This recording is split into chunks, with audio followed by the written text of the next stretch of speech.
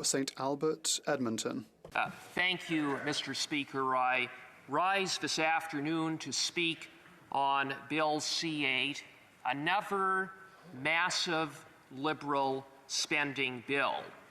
Legislation that seeks to spend $71 billion. $71 billion in new spending, $71 billion that this government doesn't have. That is on top of some $600 billion that this government has spent over the past 2 years, 1/3 of which had nothing to do with COVID. This at a time when the national debt has soared to a historic $1.2 trillion, nearly double from what it had been in the last 2 years alone. And here we are with another massive Liberal spending bill.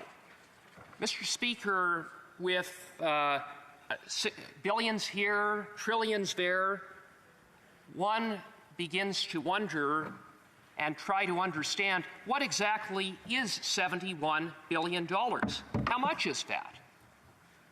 Well, Mr. Speaker, to put it in some context, it equals roughly the amount that the federal government collects in GST revenue annually and the amount that the federal government spends in terms of health care. Combined, GST revenue collected and health care spending on an annual basis combined, that is what $71 billion means. Wow. Now, Mr. Speaker, from the time that this government took office, there hasn't been a price tag that is too high. There hasn't been a such thing as spending too much. This Prime Minister has spent more than any Prime Minister in Canadian history. This Prime Minister has added more to the national debt than any Prime Minister in Canadian history.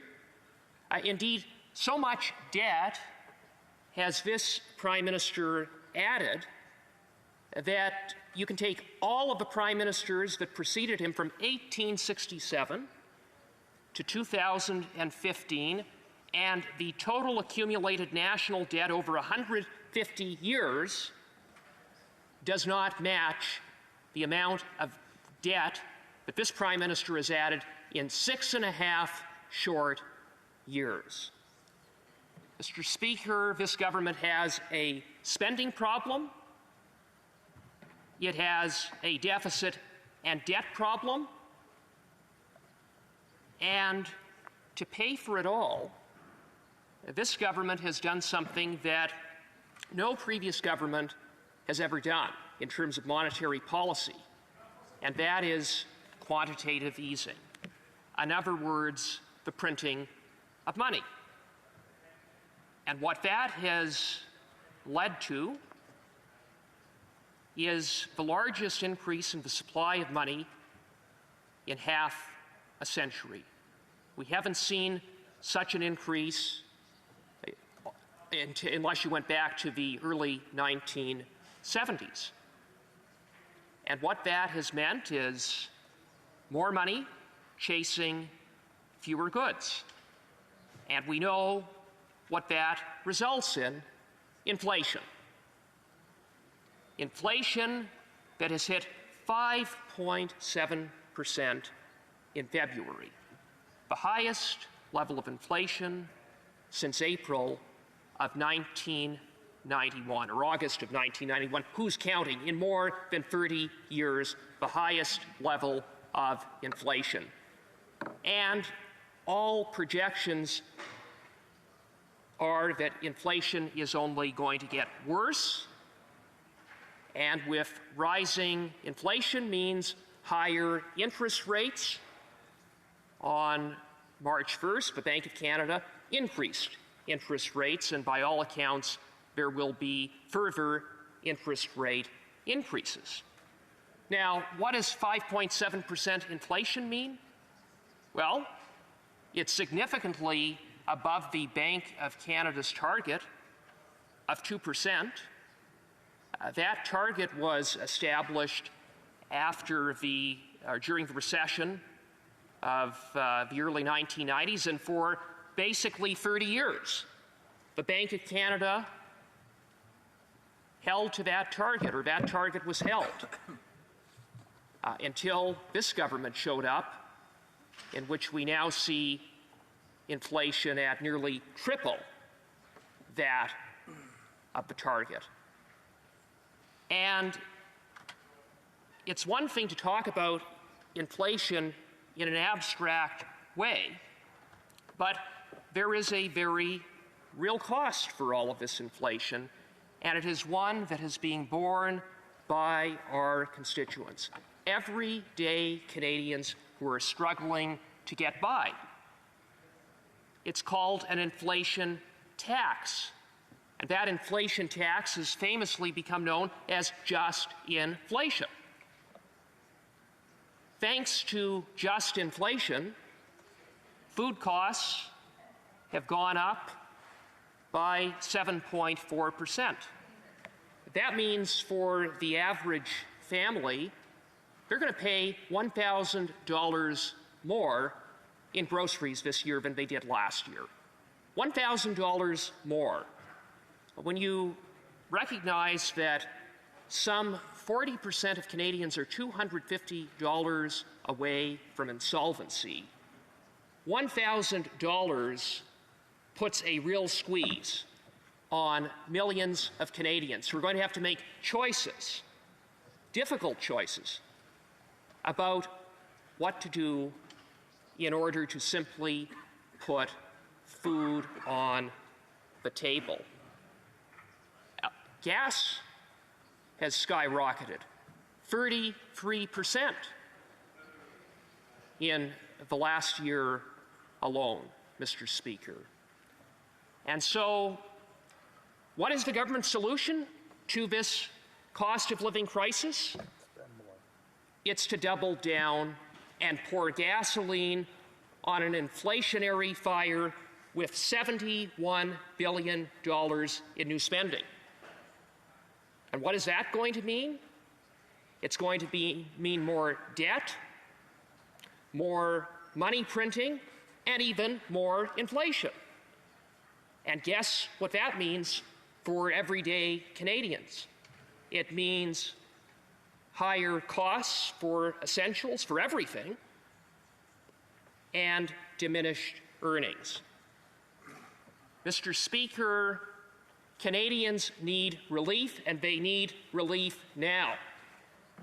And instead, this government's approach has been to, on top of taxing them with just inflation, this government has increased payroll taxes. This government has increased... Appel au règlement, l'honorable... Point of order, the Honourable Parliamentary Secretary. A member cannot do indirectly what they cannot do directly. And the member knows full well when he's referencing the inflation and using the Prime Minister's first name that you're not allowed to use a minister or any member by name inside the chamber. So as much as it might be cute to say it, it does go against our parliamentary rules. You address ministers and members by their riding or by their portfolio.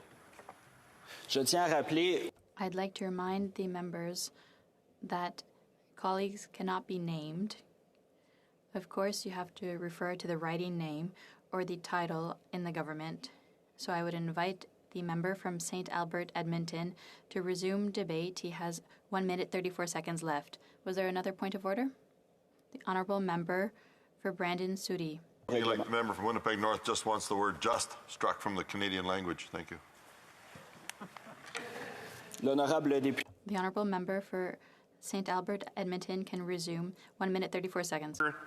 This government has made life less affordable for everyday Canadians, from the Liberal inflation tax to now payroll tax increases that came into effect on January 1st, a 25% hike in the carbon tax, which is going to only increase the cost of essentials even more, and then voting down a practical proposal put forward by we on this side of the House to give some Canadians desperately needed relief, and that is to give Canadians a gas tax holiday. The NDP Liberal coalition voted against it because they want to punish Canadians at the pump. Mr. Speaker, in closing, let me just say that this government's solution to getting out of an affordability crisis is to spend more. But that's the problem. That's what got us into this affordability crisis. In order to get out of it, we need to rein in spending, and as a starting point towards achieving that, Bill C-8 must be defeated.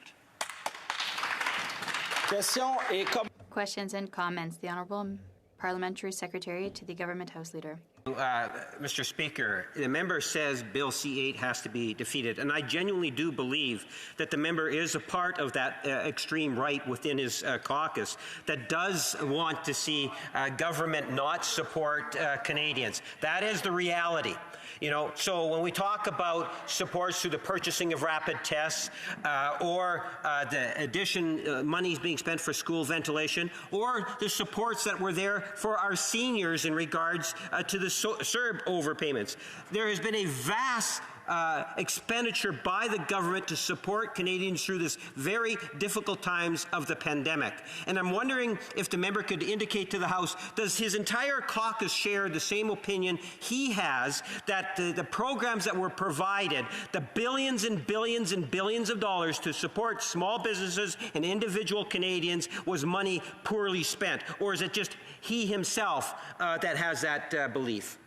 The Honourable Member for St. Albert, Edmonton. I would remind the far-left member for Winnipeg North that much of the government's spending has been poorly targeted. The government the member, my friend the Parliamentary Secretary, spoke about supports for small businesses. Well, when it came to the wage subsidy, guess what? Statistics Canada analysis determined that big businesses were twice as likely to get the wage subsidy compared to small businesses. So a lot of money was spent. Unfortunately, so much of that money was directed in the wrong places. Questions and comments. The Honourable Member for Cowichan, Malahat, Langford. Thank you so much, Mr. Speaker. Now, with respect to the member, I do think that the argument the Conservatives are putting forward with regard to inflation are a bit simplistic. At the Agriculture Committee right now, we're doing a study into supply chain issues, and witness after witness is talking about the pressures from labor, the lack of reliability in our networks. And of course, there's a war going on in Ukraine. But what I'd like to ask the member about is the inflationary pressures associated with climate change.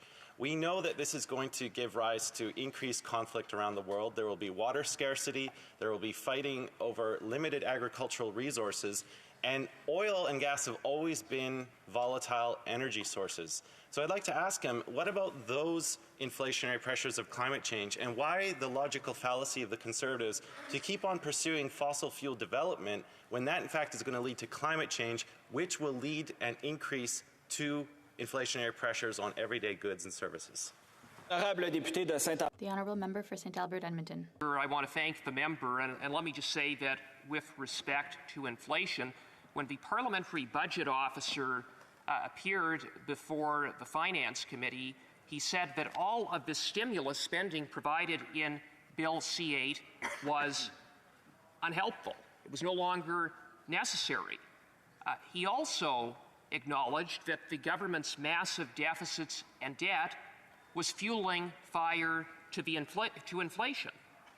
And with respect to the carbon tax, we have now learned, confirmed from the Parliamentary Budget Officer, that it is contributing to inflation. It's making life less affordable. It's increasing the cost of goods, Mr. Speaker. That's why what we on this side of the House are focused on is providing Canadians who need help relief now by allowing them to keep more of what they earn and reducing the overall tax burden on them.